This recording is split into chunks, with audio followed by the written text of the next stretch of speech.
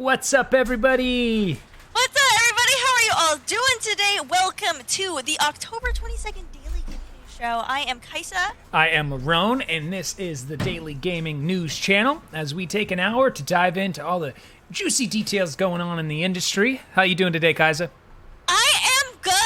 I've been following some of this DMCA drama that we're going to be covering later, and I'm just loving it. I'm just eating it all up, eating up all the gossip. It is crazy because yet again stuff like that is happening. We will be diving into that at some point here. How's the early gang doing as well? Hope everybody's having a good day. Early gang, how you doing, Marrone? I'm good. I'm thankful for actual fall weather outside, which is Yes. nice. And, you know, not being blazed by the cursed Daystar. Right. Not being burnt up to crisp. Fall has finally hit California. Yes. But getting to late October here, but better late than never. I need to have a life like Kai right now, as Kai is having a massive burrito. Is that one of the size burritos that you could eat over 2 days if you wanted? Oh my gosh. I feel like most burritos are like that for me, but yeah, I know some are like the size of a small baby. Yeah, you're like, do I want to eat this all in one sitting? I don't know. Probably shouldn't. What's up, Meg? Rixie, how's it going? So let's talk about some of the articles we'll be diving into today. We're going to start off with a gaming trend that some people think needs to stop when next-gen consoles launch, which are disguised loading screens. The other thing we're going to be talking about is Amazon Cloud's gaming service Luna is now in early access. EA has been accused of running an unlicensed illegal gaming system. That is really happening. And then we're going to be talking about what we were just discussing as Twitch streamers are getting DMCA takedown notices yet again. I'm going to tell all of y'all to get your popcorn now if you'd like popcorn, because we're going to watch 15 minutes of gameplay of Scorn. And then we're also going to be watching about another 15 minutes of gameplay with Doom Eternal's first expansion, which feels more like a DLC.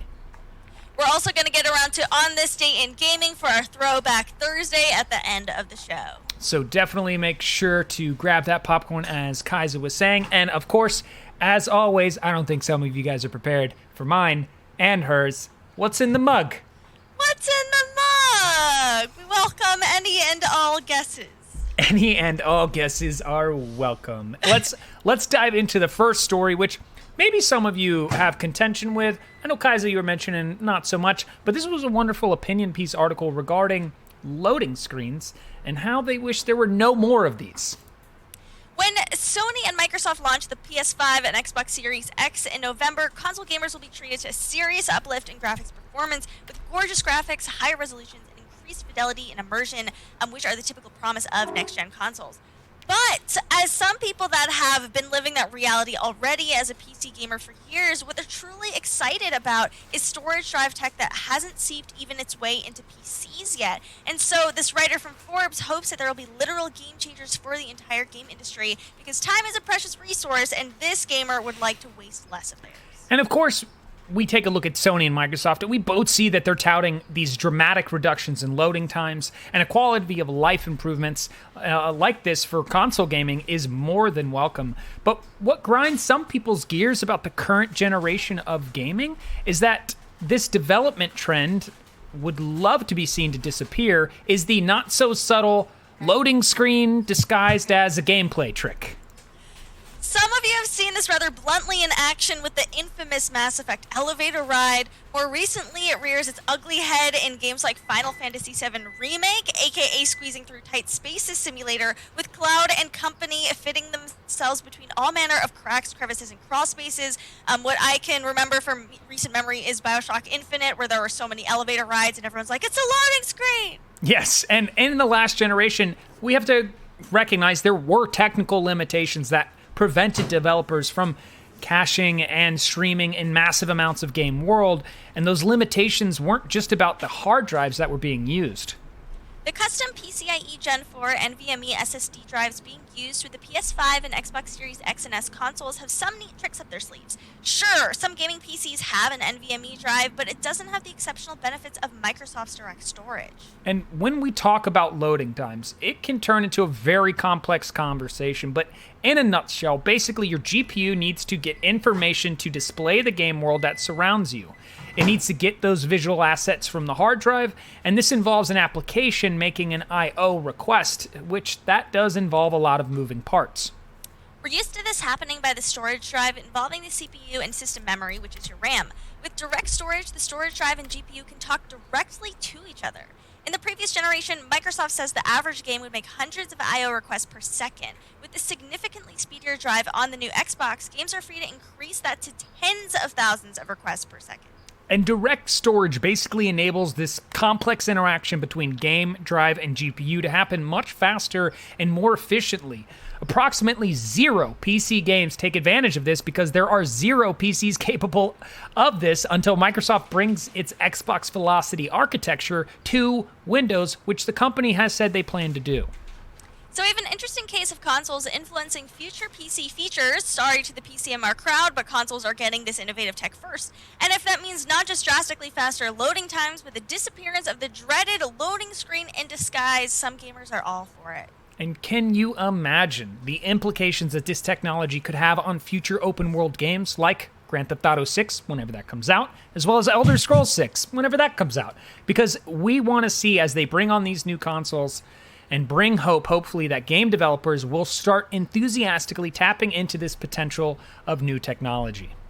We've already seen how fast, some of these loading times are, especially for Spider-Man. Sony had a demo showing how fast that game loads. I feel like now I have an unrealistic expectation because I anticipate lightning speed. So when a game even takes a few seconds, I'm like, oh, well, I still had to wait, even though it is a huge improvement from consoles of the past. I remember when I played The Last of Us a few months ago, I was kind of surprised at how long some of the loading screens were. So this is definitely already, a huge upgrade. It really is. And that's something that I don't know if the perspective on loading screens has really been taken fully into account of where we've come from to where we are now. I'm okay with that loading screen that seems like it's just the world continuing to play out in a new visualized format, only because I remember sitting there and looking at the little clog spinning and waiting and waiting and waiting and waiting, staring at a logo or staring at a black screen where you see the loading image. We've come so far in that regard. Now people are like, I want my loading screens to not be disguised, just not to be present whatsoever. And I still think that there is still this time that needs to take place for the hardware to generate the world in which you're about to participate in. I really don't mind, loading screens that are disguised. I honestly didn't even know there were loading screens that were disguised until a stream chat actually told me about it, and it kind of ruined the magic because I was like, oh, I was chill being on all these elevators, but now that I know everyone hates that these are loading screens, I guess it's kind of ruined the disguise was working on me. I was totally fine with it. I don't know, sometimes... Right? Sometimes I was fooled. Sometimes I like a little bit of elevator ride because it adds some dialogue or maybe some cool part of the story, or some cool quips that happen in there. I really don't mind this. I don't mind squeezing through tight spaces. I would much rather it over just sitting at a screen, sitting at staring at a logo. Yeah, and that's where, this opinion is interesting because if the next-gen consoles begin to get rid of this, what is it going to be like when we get used to it and we start to go back to play the older generation of gamings and we have to deal with these, these loading times? We had this conversation in terms of processing power and expectations with games, like with shipping, right? Shipping's become, for a lot of first world countries, like 2 days. You get this item that you buy when it used to take like 2 weeks or sometimes months to get your item. So there's this kind of underlying aspect that I've been wondering of is like, where does it go to a point that maybe just starts to ruin it for those devs that go, I don't want to have to put my time into this no loading screen aspect. I was fine with the disguise thing, but now is my game going to get less points on a review because I don't have this? No, that's totally true. If it's a big thing, I could see a lot of streamers being like, oh, there are too many disguised loading screens. What's up with that? And it's kind of like a nitpicky thing that I think flew under the radar pretty well, or I don't know anyone who's or a lot of people who play games casually have never heard them complain about this. I don't know if this is a pretty niche thing, or maybe it's a vocal minority, or maybe a lot of people in the chat do, hate these loading screens.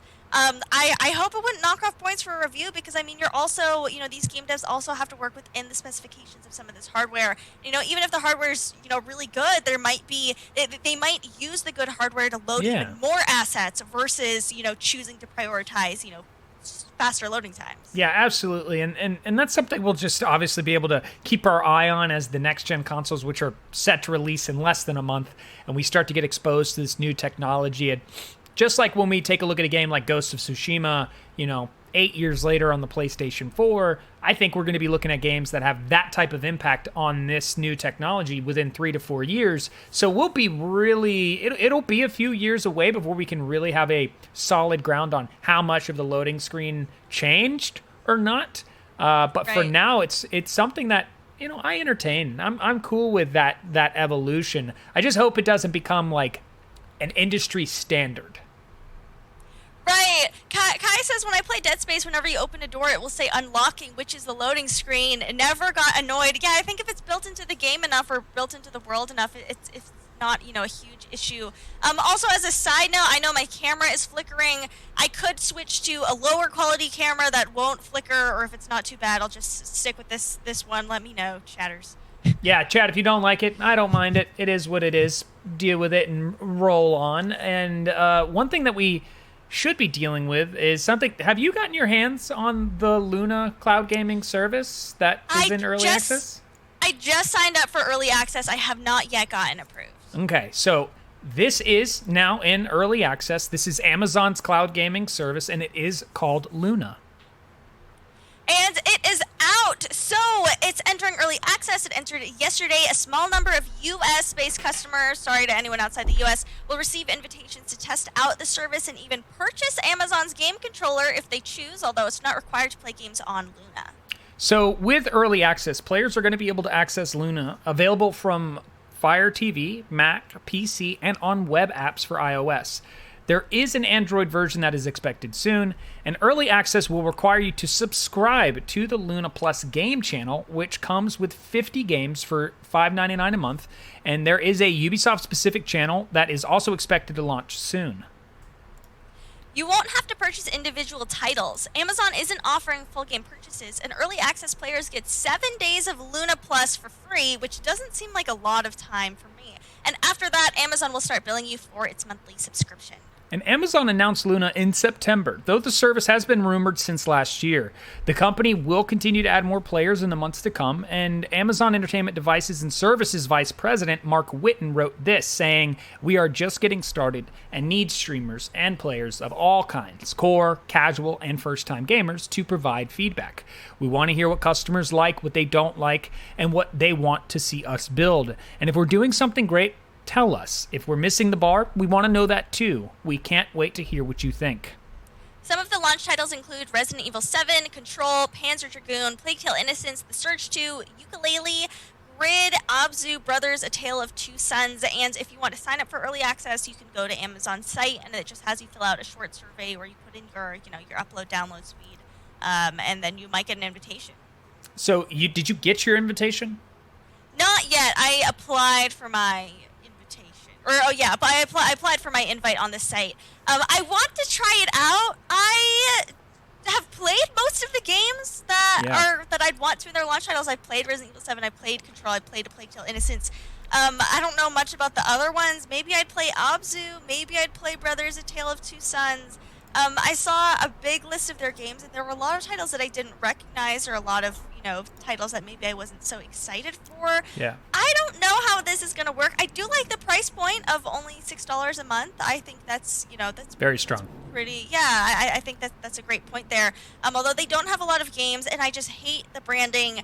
I realized yesterday part of why I hate the branding for Luna is it's just like a very generic triangle, and it's purple, and I was like, this looks like an IUD ad. Like if someone told me this were like a birth control IUD, it looks like a feminine product. I don't know, if you look at the logo on the screen, I don't know what it is. I just hate it so much. I actually get what you're saying when you address it in that way. It doesn't, the logo doesn't speak like this is Amazon's cloud gaming service, right? Like Luna is the name, and nothing in that image does it feel like it ties into the name, or do you have an actual idea of what it is? Like, if I think of some other brands, like one came to mind, Alienware. They have a face that looks like an alien. It's an alien. That's true. Like, it's like the Luna logo isn't, like, they could have made it a moon. Like, that could have been cool. It could have been a moon. It could have been a full moon. Maybe, like, Luna, like, I don't know, like gamers game in the night, like maybe Yeah. there's like something there, like something cool, like, oh, gaming by moonlight, I don't know, like versus, I don't know what that triangle is, I don't know what this Yeah, I don't know purple what they're is. trying to say. I don't know what they're trying to say, and it's like, I know, so the Twitch purple works because it's like a little chat box, you know, people are chatting And the partnership on Twitch. with Twitch. Yeah, exactly, but like, I don't know, this just, it really looks just like an off-brand controller to me. That's something else too. Like, it looks like a controller made by Mad Cats or someone like that. You know, it doesn't have that feel of like a SCUF controller, which you pay like $200-300 for, and you get a really good controller. You can see a SCUF controller and you can tell right away, right? This doesn't speak that. It doesn't. I don't. You know, I'm not getting like premier gaming thing here. I think they're trying to go for more mass market. It seems that at least with their early access, they want to appeal to all kinds of gamers. You know, casual gamers, mid-core, hardcore, and I guess that like maybe in their generic branding, they're trying to appeal to everyone. But I do really think in marketing, if you try to appeal to everyone, you will be appealing to no one. For sure, and that's something where, you know, as much as I have contention for Amazon now with how big they are and the amount of money that they make, there was clever marketing in their branding title initially. So that's why I think we're kind of like, well, what is this? This doesn't make any sense. Like, Amazon has that little smile, but it's an arrows pointing from A to Z, which is to say they have everything from A to Z. And you're like, oh, wow, that's really clever. That's awesome. And then you look at this and you're just like, I don't understand. You know, I don't. Yeah. And I don't know why they didn't just call it. They have Prime Gaming. Why isn't it just like this is Prime Gaming Cloud? Like, they could have even just called it that. Like, this is Prime Gaming. I feel like they haven't done anything with that name either. Now it's Amazon Luna. Now it's Twitch. Now it's Prime Gaming. And if there's someone new to all of these products, they'd be like, I don't know what this is. I just want to play games. Yeah, this is that conversation a lot of people are having now with like the frustration with Microsoft and basically not finding a streamlined way to name stuff. Sony's done a great job in that regard, but now we're kind of getting into that same realm of like confusion that could be there with Twitch and Amazon's cloud gaming service, and not necessarily understanding, you know, what does Prime Gaming give me versus Luna's cloud gaming give me? Why, you know, they're separate, but they're under the same umbrella. It just creates confusion that I think most consumers don't want to have to deal with. It does, and Meg says, I feel like if they called it Prime Cloud Gaming, people might expect a Prime discount or get it for free with Amazon Prime. I think they should. I think there is no reason, if I'm already buying into Amazon, if I already have Prime, I don't get like a discount to get this cloud gaming service. Like, do I have to pay for Amazon Luna? Same as everyone else, a loyal Amazon user, me, a loyal Whole Foods shopper, a loyal Twitch user, I have to pay full price for this? It's a good point, and I think there is a way that price, maybe what you should do when you start getting into it, if you get it, is your feedback should be centered from that perspective of like, why do I get all these other discounts and features elsewhere, but I come to your cloud gaming service and I'm not getting it there? Totally, yes. Chaz says, do you know who I am? Hello? I'm kidding, by the way. I don't think I deserve any particular special treatment from Amazon, but I do think that it should be included in their Prime service. It seems like they're trying to get people to live, breathe, eat, sleep, everything Amazon. I don't know why they wouldn't just make it easier with Luna. I hope maybe in the future it's going to be bundled into Prime Gaming. Maybe this is just their preliminary step of getting it out into early access. But who knows? I mean, Google Stadia hasn't been doing well, so I don't know. You know, how Luna's going to go. Yeah, and in a little bit, we're going to be talking about someone from Google Stadia in a tweet that happened that we'll talk about. But before we get there, let's recognize that just as much as Electronic Arts has tried to save face and to change its public image, some people and countries don't necessarily agree that they haven't been handled the way they should be, as Canadians have filed a lawsuit against Electronic Arts for what they deem unlicensed and an illegal gaming system. This is insane. So, there is this class action lawsuit filed against EA alleging that the company's use of loot boxes specifically violates the country's criminal code. So, as the patch notes who reported this said, that the civil action has been investigated by Mark Sutherland, who bought some stuff in Madden, and Sean Moore, who did likewise in NHL, The suit seeks damages for unjust enrichment arising from defendants' operation of an illegal gambling system through the sale of so-called loot boxes in popular video games. The illegal part comes from their belief that loot boxes, which can be bought without knowing what's inside them, constitute gambling, and that EA doesn't have the appropriate license to offer that in Canada. And this suit covers not only Madden, NHL, but a ton of EA titles as well, ranging from mobile games like FIFA, Battlefield, Dragon Age, and Mass Effect.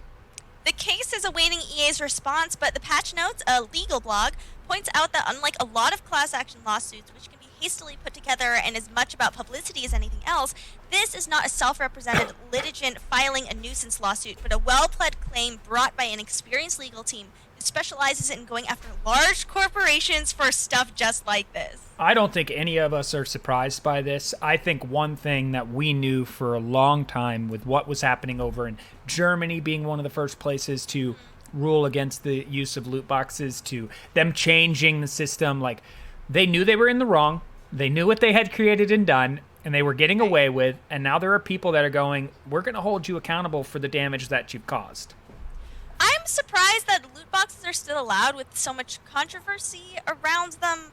I could see how I don't know. I mean, I'm not personally super against them, but I could see how it's a way a lot of people spend a lot of money, or spend a lot of parents' money, or spend a lot of money they don't have. You know, and if we're talking about gambling in games, gambling is very, very highly regulated, and there's no reason that there should be this like weird loophole that you can just like allow it to happen in video games for whatever reason, because it is still real money, even if you're you know spending like crystals or points or tokens or whatever. You know, it's still from real money. It's still gambling. Yes. I don't know why this is just allowed. Yeah, that's why there's that point of like, how do you disconnect the consumer from recognizing it's money? Like you were saying, using crystals or credits or however they label V-Bucks, right? You give it a different name. It's less seen. It's seen less as actual currency and more of this digital currency and conversion, which it's just still money.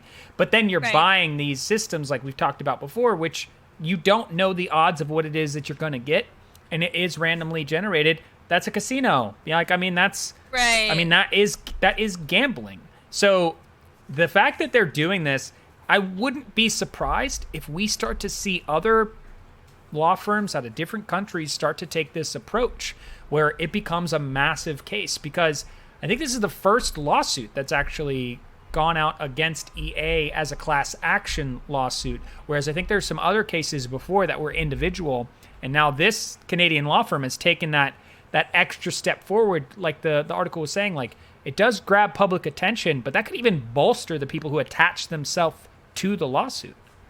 It does, and I hope that this gets more attention even.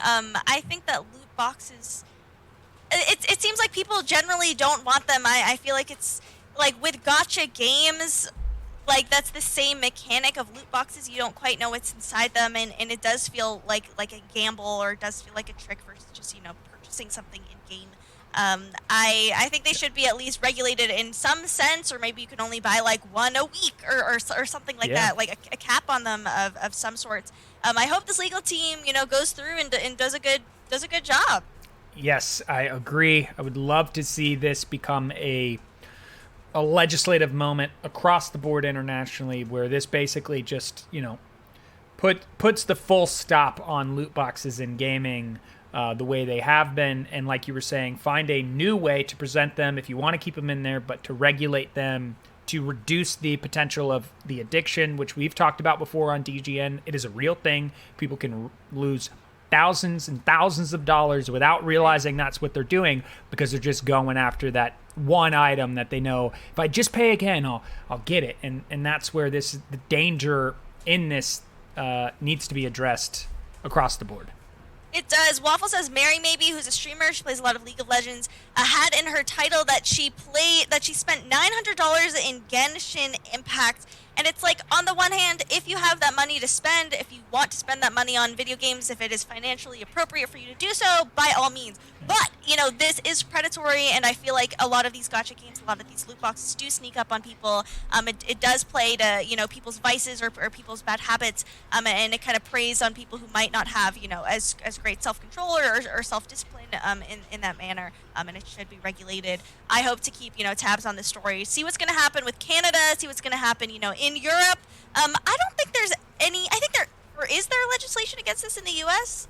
I think it's. I don't know. I think the last time I checked and would do some more digging into that actually is I think it was like in individual cases, but I don't think it's gone to this point of a class action because class action is like at least 50 people. I think that's the case. I don't know if that's the same definition in Canada's quote unquote class action, but I do know in the States I think it's at least 50 people makes it a class action.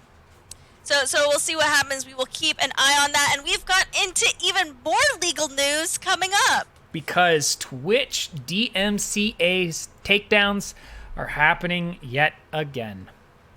Following a wave of DMCA takedowns back in July, many Twitch streamers on the platform have begun receiving a new round of emails warning them of copyright infringement of their channel. Instead of issuing account strikes, Twitch has been automatically deleting the content that has been flagged. The platform went on to state that this is a one-time warning and advises its users to learn copyright laws. I was one of the recipients of these emails.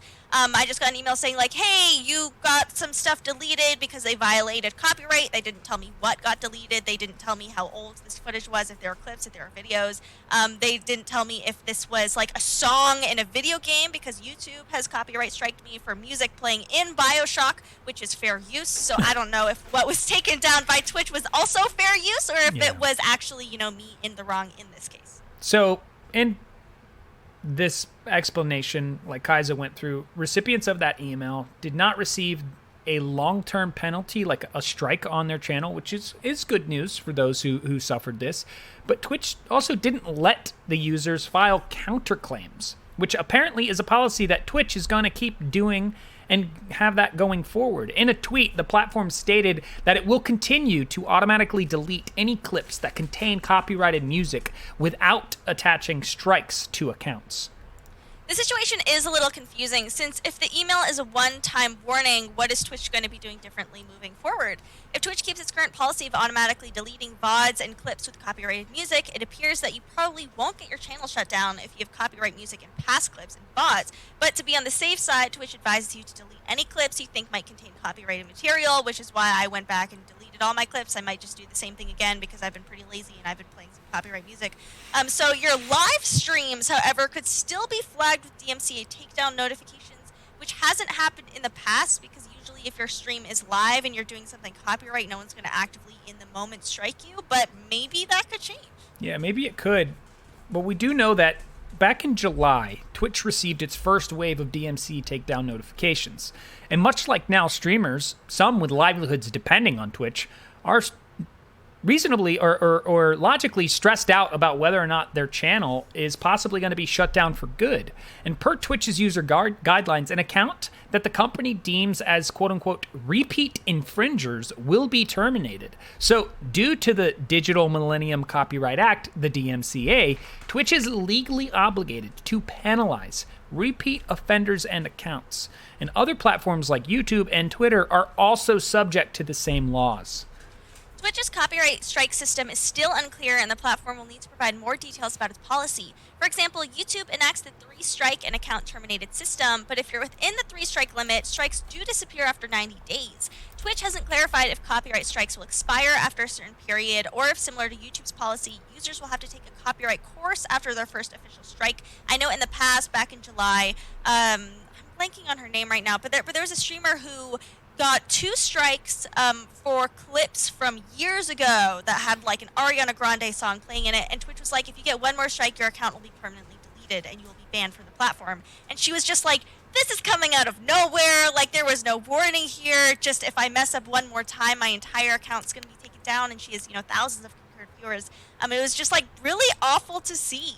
Yeah, it's already making me think, I was just playing Squadrons, and they have notable music in there from Star Wars. Right. Like, I mean, some of the most iconic music ever is in there. Is this where we're getting? Are we getting to this place of like, you can't play these games that have this music? That's why what everyone's saying is so valid in the chat, and what you're saying too is like, this isn't clear. There needs to be more clarity. And Kane Guardian, thank you so much for gifting those subs. Thank you. We really appreciate that.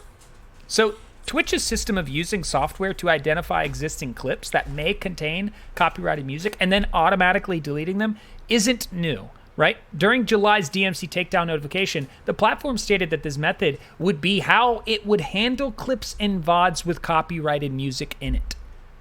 Twitch also warned users that while the software would detect copyrighted music in clips and VODs, the service would not apply to live streams. The company emphasized that users should do their due diligence and not use copyrighted music in live streams, since companies could also issue a DMCA takedown for live content. However, streamers have taken issue with Twitch's choice to automatically delete clips with copyrighted music. Some have queried why Twitch can't flag the content and clips in question so users could decide whether they want to dispute the DMC takedown notification. Though, according to Ryan Morrison, aka a video game attorney, says that it's a bad idea to counter the copyright claims without an intellectual property lawyer. So you are quite literally telling them that you are going to continue what you're doing unless they sue you. That's what this lawyer tweeted. Don't threaten billionaire companies to sue you. Lawyer up. To address the need for licensed music, Twitch created Soundtrack, which provides rights-cleared music for users to utilize in their streams. However, the service applies to live streams only and does not transfer to clips or VODs. If streamers are searching for other options, websites like Monster Cat Gold and Soundstripe, also Pretzel Rocks, offer membership options or some free options to play music through their channels. Katie says, my biggest issue is how do you learn if you don't know what you did wrong? If someone thought they were in the right and got a DMCA, they aren't giving the info needed to learn copyright laws if there's a misunderstanding. Totally, it's kind of like, these are the laws, adhere to them, figure it out, good luck. Yeah, and seeing like Guff's comment there that Streamlabs is partnered with Pretzel Rock, I think there's a lot of things, and even what's T-Pain is like, hey, you can use my music for free, that music that I put out on the stream, you could do that. It's almost become this thing where these artists that maybe don't want to have to see the fact that these popular streamers who could play their songs, which could turn their viewers into fans of their content, but they necessarily can't do it because they didn't give them the rights, that they'll maybe start making music in order to get around a law that they probably once favored, but they realize now it's causing more harm than good, right? So there's an aspect there where, you know, you take a look at someone who's got 30,000 concurrent viewers, and maybe some of those people haven't heard of these artists because it's copyrighted music, and the artist is like, I'm cool with it, my label's cool with it, we could just, you know, give approval on it. Can't really go through that route. That's too many channels to get the rights to songs, that maybe these artists should just start figuring out ways to create music that they're just like, streamers use it all you want, you know? Right, I could see kind of a new platform with like songs that are like artist cleared, and it might be technically, you know, copyright free, but you know, it's still like good songs from artists you know and love. I know that most artists or a lot of big artists are also tied to labels. People who are mad at Twitch about this DMCA stuff, I understand that Twitch is also under pressure from these labels like Universal Music Group, who are just super brutal in issuing these takedowns, right? So it's not that like it's not that Twitch really cares about you playing copyright music. It's these record companies care about Twitch allowing people to use it, which is why Twitch has to be super harsh about it. It sucks. I feel like it's kind of the trend of like a lot of the internet and a lot of popular sites start as kind of the Wild West, but as they become more, you know, solidified, a lot of these, you know, legalities has come onto them. I think someone was talking about, this kind of ties into, we were talking about how the content, what's the name of his role? The Stadia guy. Oh. The creative director at Google Stadia's tweet. Yes. So he tweeted. Let me pull it up here, because this is one that I think is very important for us to take a look at. It's a really interesting tweet when you look at it and you dissect what it is that he's saying, and I think all of us will wholeheartedly agree this guy is a clown. So the tweet says, do you have it pulled up? Okay, I do. Pulled up. Alex Hutchinson, creative director of Google Stadia, says the real truth is the streamers should be paying the developers and publishers of the games they stream. They should be buying a license like any real business and paying for the content they use. His comment before that was streamers worried about getting their content pulled because they use music they didn't pay for should be more worried about the fact that they're streaming games they didn't pay for as well. It's all gone as soon as publishers decide to enforce it. I think this is wild, especially, I mean, I don't need to explain all the reasons why this is so wrong, but I will explain some of them. This is wild because a lot of streamers are just very organic or very grassroots. They're just individuals. They don't make enough to earn a living. There's just a select few, like top 0.1% or whatever it is that are like ninjas and shrouds and pokey. You know, most people don't make a lot of money off of streaming. Most people can't afford to buy music licenses. I wouldn't be able to buy licenses to play music. I wouldn't be able to afford licenses to stream games. I could barely afford to buy games because they're like $70 a piece. If this went into effect, you'd cripple the streaming industry overnight. You would destroy it. This comment is I hear it and I'm just like, do you like recognize that precedent you've suggested should be set forward and what that would do? Video games aren't the same thing, and that's the part where it's like, you know, when you buy a game, and the video game industry has even understood this as well, as like these streamers and people who play their games draw free marketing and free press for their content. Games like Among Us, for what, $6 I think its cost is, only become super popular and get all of these earnings because literally these streamers stream it. Right, a lot of publicity and marketing of games is through streamers now. I mean, you've heard about so many streamers who get like free keys or free games, or these indie devs especially, you know, trying to give out their games to streamers because they want people to stream it, because they realize that it's a good idea. You know, it's a good way to get people playing your game. It's a good way to get the word out. This is just like I think it's just such a dumb take. Yes. I mean, Waffle says, wait, so I couldn't have a buddy over to watch me play a game then? Some people in the tweets or in the replies are also saying like, yeah, they're like, do you need me to pay you like a royalty fee for me to like quote tweet you? Like in order to like reply to your comment, do I need to pay you a cut? Yeah, and I love people also talking about how I find it interesting that someone who works for Google, who takes people's data and profits off of it, is complaining about streamers using a video game and not paying a licensing fee. Maybe we should be paid our licensing fee as well for using our data. Interesting. Interesting. I just think it's so dumb. I love how Kai says, heck, Google Stadia, I am unsubbing. I mean, I don't know, like, this is the creative director for Stadia. Does that mean he doesn't want streamers to be streaming a game through Stadia? Because I think that would be a great marketing strategy. You know, if people come in and I'm playing, I don't know, let's say it's, what's on Stadia? Apex Legends? I don't know. If I'm like playing Apex Legends and someone comes in, I'm like, oh yeah, I'm actually playing this on Stadia, and they're like, wow, that looks so good, that looks so crisp. Maybe I should try Stadia too.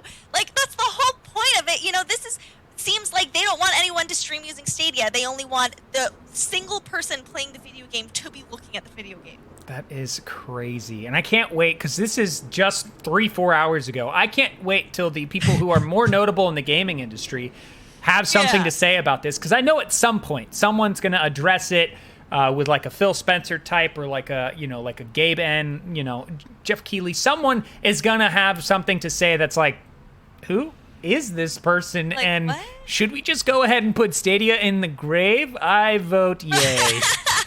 Put Stadia in the trash already. Pokey replied to this. Nico Lull replied to this. Yeah, I think the comments are just going to pile up and up more throughout the day.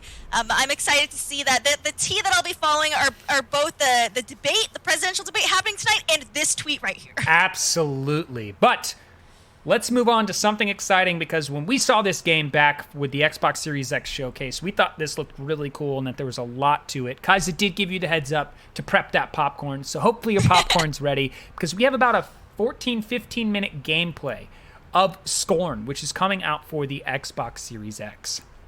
Ebb Software's Scorn, a dark and grotesque horror adventure game set within a biomechanical labyrinth, has been many years in the making. First revealed in 2016, Scorn is a narrative-driven FPS that blends BioShock's grotesque body horror and action gameplay with the bizarre and nightmarish imagery from H.R. Geiger's work on the Alien franchise. Scorn will be making its debut on PC and for the Xbox Series X and S as a next-gen console exclusive, with a planned release set for some time in 2021. Ep Software has now revealed more of what's to come with the game, showcasing a near-final look at the horror game. And ahead of the Xbox Series X's debut, which is November 10th, GameSpot got exclusive gameplay footage showing off nearly 14 minutes of this game's grotesque environment that players will be able to explore, along with many of these organic weapons that you will be able to find within the game. And the gameplay that we're about to see here is running on the Xbox Series X and shows a lot of the game's mood as well as the dark horrors that await. Kane gets my drink. I do have grapefruit juice in my Yoda mug. Good guess. Nice. In a similar vein to BioShock, Scorn drops players into a strange environment filled with hostile enemies and a peculiar atmosphere that hints that something has gone wrong. Scorn takes his approach a bit further by focusing on a setting that feels totally alien and unnatural, which gives it something of an alluring yet still unsettling vibe. To survive, you'll have to embrace some of the more grotesque and bizarre elements found within the biomechanical hellscape. So in the gameplay video we're about to watch, there is a sense that the game puts players in a state of confusion, which only seems to become more palpable as the gameplay demo progresses. The imagery shown off in the video is extremely weird, but it's still interesting, especially for fans who enjoyed that Alien series. Now, according to the developers, Scorn's visual style takes some direct inspiration from H.R. Geiger and from the works of surrealist artist Zdzislaw Beksinski, which puts you in a constant state of discomfort, but still leaves you curious about its origins. I will give the heads up for anybody that might be disturbed by this type of graphic gameplay. This is a mature game we are going to show, and there might be some subject matter within this that you're like, oh, I don't want to watch this. So just a heads up for that. So the mature people that have to leave, like myself, I'll see you guys later. Everyone get ready. Yeah, if you don't like gore, maybe you should watch this with us. Yeah. We're gonna be enjoying this. Let's take a look. All right, you ready, Kaisa? I'm ready. Let's do it.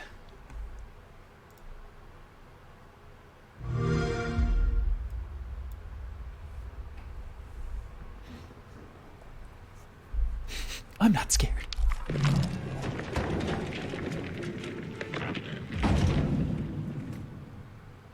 Does he have like This looks like a bone gun? I was gonna say this looks just like the Doom. What is that? Ship.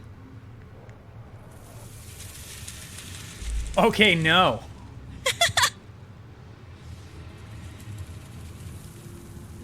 I'm like, I love this already. I love the gore.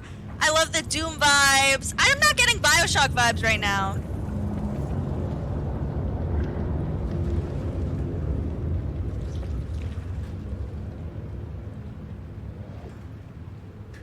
What? Ew. It's like a worm slug. This reminds me of when we watched on stream that video of like a worm eating a leech or like something super gross. This is pretty much that video. Oh, all right.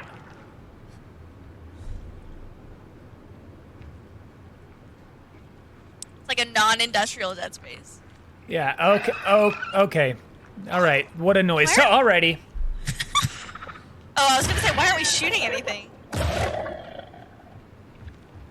2 shots and down. Okay. Not bad. Ew, it's like a baby thing. Yeah.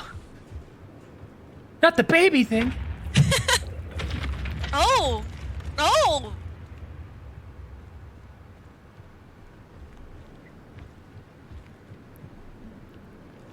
Yeah, let's go down the hallway with more red and things stuck in the walls. I feel like I'd get lost so easily in this game. 100%. Reminds me of a darker version of Halo with the flood. Oh, yeah. I am getting those flood vibes. Yeah. It's like organic Gaudi architecture.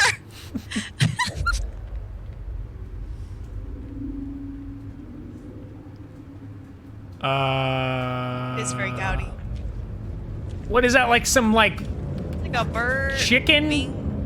Chicken baby.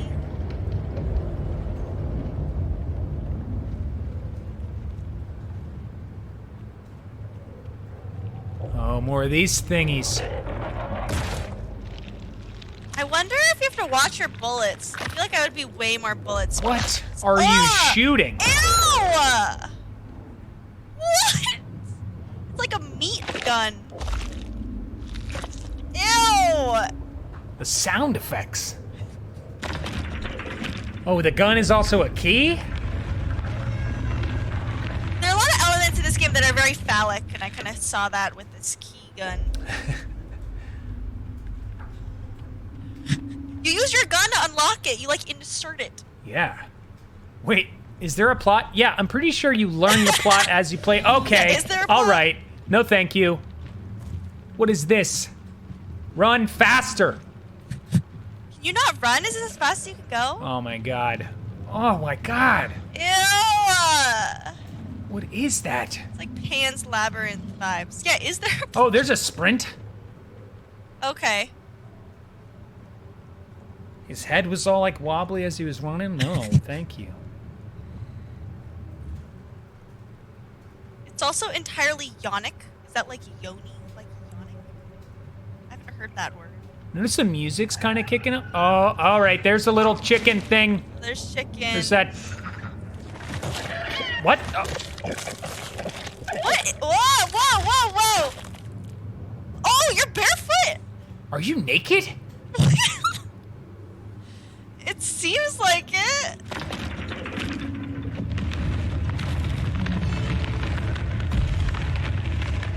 Oh my God.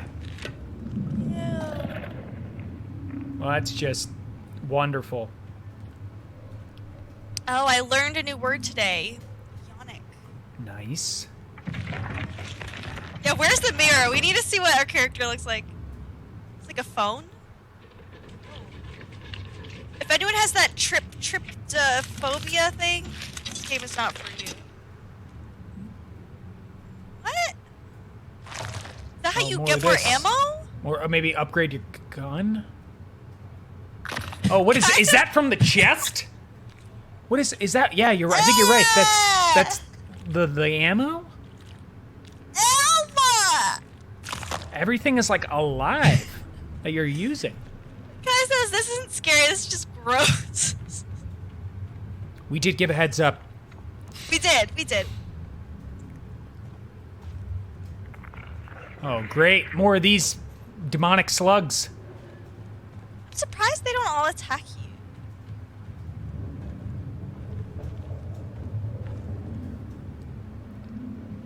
I mean, I'll be honest. The graphics look great. Like, I'll get that out there. Like, graphically, I'm like, I am impressed. Yeah. Disturbed. Very, very disturbed. I love this. I love, like, gory, weird, gross stuff. I feel like I haven't seen a game that's quite this weird and gross. Yeah, the fingers in there. Yeah, I want to know some of the story. Like, at least a little bit. Yeah. It's like a... Who are we? Where are we? What are we trying to do? Right. Where are we going?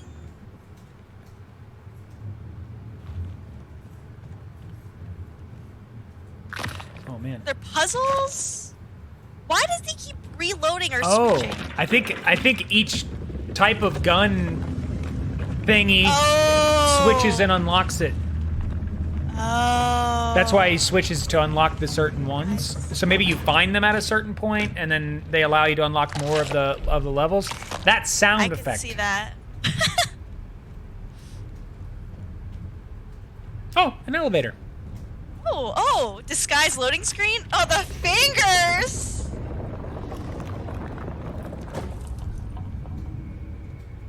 Oh. Yeah. At least you're not just like running around defenseless. That's true, yeah. I don't mind the bone shotgun. Oh, here we go with the chest ammo. Right, the Lotus Oh, chest ammo. nice, like with the blur. Oh my God! I just got vomited on. Nasty. Yeah, how long do you have to roam to get to a plot point? Is the entire game this slow? Because I feel like for a shooter, it's very ambient. Yeah. Oh, there's that giant monster. Nubby head boy. Oh yeah. What's up, Brillo? What? That thing looked so much bigger than the previous. Right?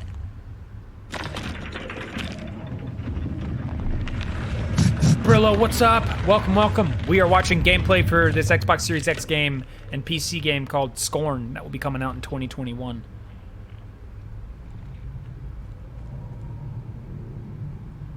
You feel like a lot of gameplay trailers avoid plot, or at least a decent number of them. Yeah. This feels like an interactive Tool music video. I don't know if anybody knows Tool, but like, this is like out of the mind of that band. This is where the character just goes for a walk to feel understood. Just kind of sit in their feelings. A new gun reflect. type?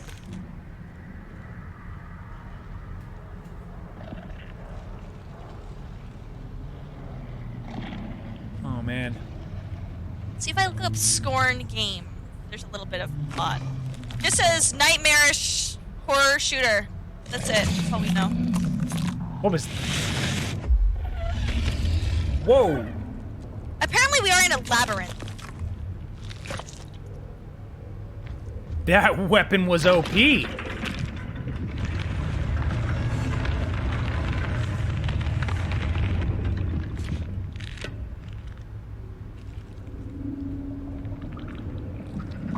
Oh, great. I want to know how they recorded all these sounds. Yeah. I would love to see the behind the scenes gurgling. to this. Yeah. At least the bodies of the enemies stay around so you know if you've been through that area or not. That's true, that's helpful. Or do the enemies attack each other? That'd be kind of cool. Like, could you bait one of those big floppy head demon dogs over to one of the Kentucky Fried Chicken of hell?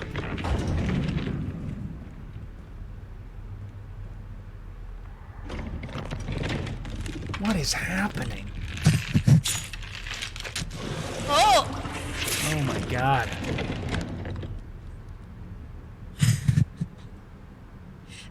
Yeah, they started like a bowl of mac and cheese, and they just recorded that.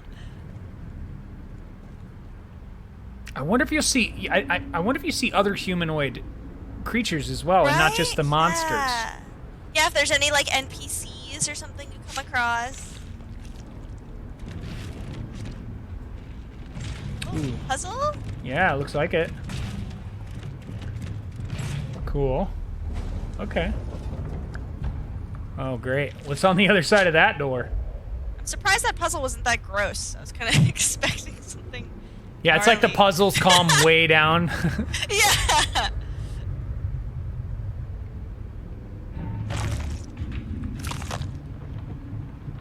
Ooh. Okay. I like this.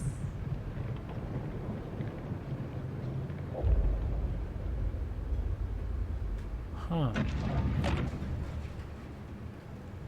It's like Pinhead built this place and just like stores all of his victims down here.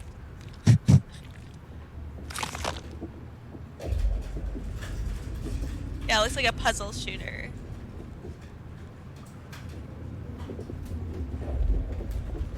Oh, there we go. Chicken chaser. Nice. I guess sound doesn't have an effect like alerting other enemies or whatever. Right? Oh, yeah, oh. I guess it doesn't. Oh, wow. Man. Oh, that was kind of sad. Yeah, the sound effects just continue to be disturbing. God, the thing's climbing on the walls. Like intestines all over. Yeah. And I wonder if there's boss fights. Yeah. Oh, flashback? More of the finger locks. Oh, he's like getting prepared. He's pulling out the big guns. Oh. The BFG right there. Grenade? Oh, Wow. Oh! We watch someone else play this as game. Yeah, I'm not playing this. I'm playing this. Yes, you I'm are. Totally playing. I am. Oh God. Damn. All right, that's a nice weapon to have. What was the purpose of that? Oh, the big... Yeah, it looked like there was going to be a boss fight, and then there wasn't. Yeah, maybe there was something inside that the player was like, I already know what's going to be there. I don't feel like fighting it. Oh, man, more than one this time around. Oh, are you out of ammo? Oh, God. Oh. Oh. This is letting you know. This is letting you know how it's going to be. Hurry up, get in there. Run!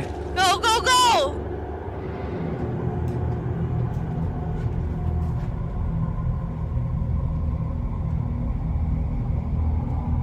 Oh. Are we under the sea?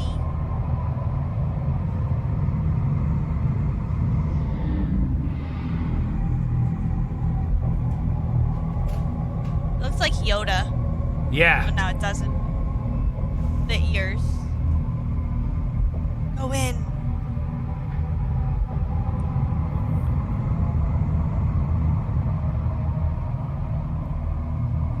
Weird. Oh, wow, it's going to be available on the Games Pass. Yo, let's get it. Wow. I feel scarred. I feel like kind of gross. Yeah. Like I liked that trailer, but anybody else like just feel the immediate gross. need to bathe? Yeah, I feel like I need to like take a shower or something, or like look at some eye bleach. I just want to like run through a field of daisies and just be surrounded by butterflies. Katie says, I don't know if it's the trailer, but I'm concerned about the complete lack of UI, no health, no ammo, no inventory. Yeah, I don't know why they didn't include that there. I feel like usually they do, or you couldn't see what kind of weapons you had. I think that's hope purposeful. Yeah, I don't know if that's going to be actually part of the game or not. I would like a UI. I would like, Your UI is that little there. chest extension. That's what it is. Yeah, you just have to look at your like lotus chest like coming out, and that's about it. I thought the game was cool. I know it's weird, so I don't know how many people are going to play it, and I hope it's not really boring, because while I thought aesthetically and like the ambiance or whatever was really cool, if that's going to be the gameplay and if it's like a 30-hour game, that might get a little dry. Yeah, there've been a little bit of details on the gameplay, but nothing, too much in terms of breaking down what the game is going to be. So we'll keep our eye out for Ebb Software, maybe coming out and talking more on the gameplay that we saw and what we'll see with the game. But this was one of the titles that they did show off back when the Xbox Series X showcase happened, that this would be a game people would be interested in and want to buy for the Xbox Series X. Right, it was one of the first games that really showcased for the Xbox Series X. It looks really cool. The original trailer has great graphics. It is also equally as gross and like weird. Katie says a bit underwhelmed at this point. Looking for hoping to learn more about it. I think I'd want to know more about the plot same. or your character. I am excited about it, but I do think I need a little bit more info. Hopefully it's a good game, because like some games I've been hyped for, like Vampire Bloodlines 2, they just fired like another person, another like super high up in that game. I feel like that game's just falling apart.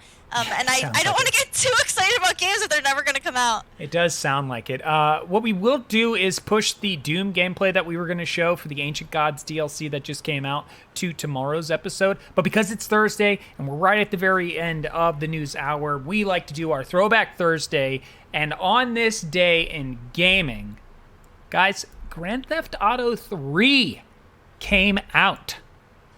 Yo, Grand Theft Auto 3 players in the chat. I've actually never played a GTA game except for GTA 4 for like 10 minutes. So I never played this game, but I feel like everyone I knew played it. And so take that in perspective. It came out October 22nd of 2001. That was 19 years ago. And this, because the GTA series used to be a top-down experience, and then they went to that third-person mode for this.